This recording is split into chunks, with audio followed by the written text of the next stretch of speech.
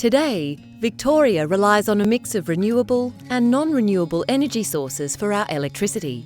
Only 15% comes from renewable sources, such as hydro, wind, biomass and solar energy, with the rest coming from non-renewable resources such as brown coal and gas.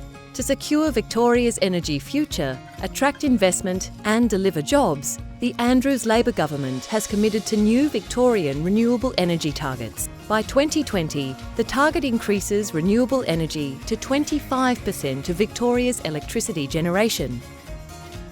By 2025, this target will increase to 40%.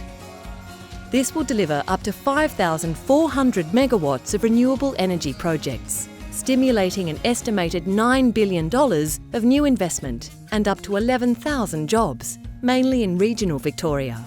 The government has already brought forward 100 megawatts of wind farms, and now it will support up to 75 megawatts of new solar projects. To be built largely in northwest Victoria, the 75 megawatts of solar farms will deliver around $150 million of new investment and up to 300 construction jobs.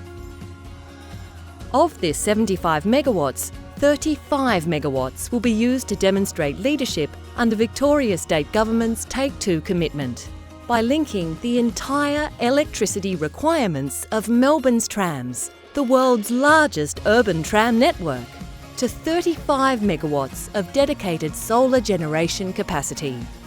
This will avoid over 80,000 tonnes of greenhouse gas emissions every year.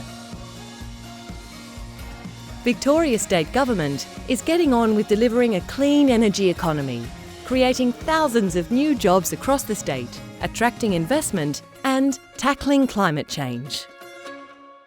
For more information, visit delp.vic.gov.au. Authorised by the Victorian Government, Melbourne. Spoken by Anna Steen.